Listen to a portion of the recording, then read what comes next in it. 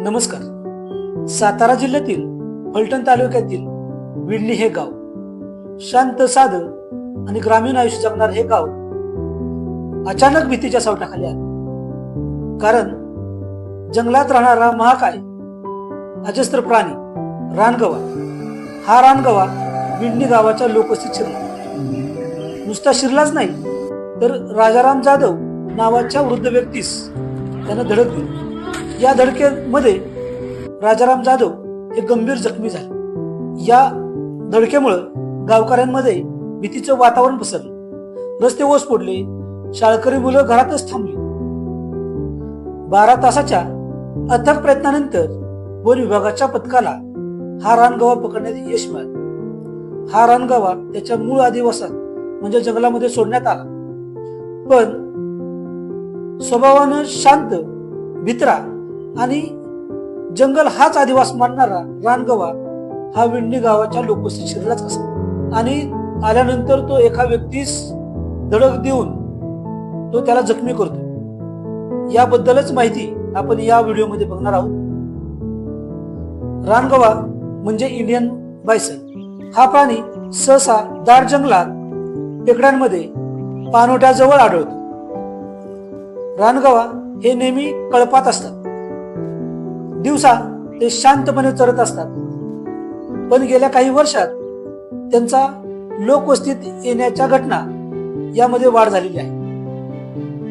गवा हा स्वभावाने शांत, भित्रा आणि जंगलातच राहण्यास पसंती देणारा हा प्राणी तो मुद्दाम कधीच गावात येत नाही.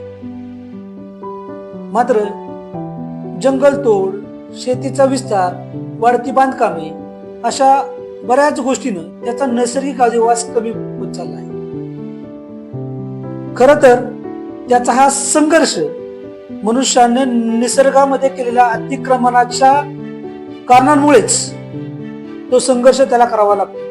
आपण जंगलात घुसतो. रस्ते, वसाहती, कारखाने अशा अनेक कारणामुळे आपण त्याचा अधिवास कमी केला. खर तर आपण त्यांच्या अधिवासामध्ये आक्रमण केले आणि आपणच त्यांना म्हणतो की त्यांना आपल्या जागेमध्ये आक्रमण केले.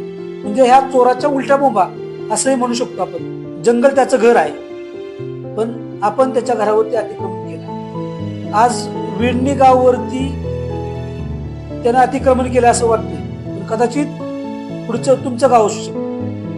म्हणून जंगल संवर्धन, जनजागृती, वन्यजीवाचा नैसर्गिक अधिवास, त्याच्या मार्गाचं जतन अशा गोष्टीकडे आपल्याला लक्ष द्यावं लागेल. लक्षात ठेवा, जंगल वाचलं तर आणि तरच आपलं गाव वाचेल. हा संघर्ष गव्याचा नाही. गवा किंवा कोणताही वन्य प्राणी आणि मानव यांच्यातील सहसंबंधाचा संघर्ष आहे. या निसर्गामध्ये निसर्गाचा समतोल राखायचा असेल तर वन्यजीव आणि मनुष्य या दोघांनाही या पृथ्वी तलावरती राहण्यासाठी एकमेकांना समजून, उमजून आणि सहसंबंध चांगला ठेवूनच राहावं लागेल. तर आणि तरच आपल्या दोघांनाही या पृथ्वी तलावरती किंवा या निसर्गामध्ये व्यवस्थित राहता येईल.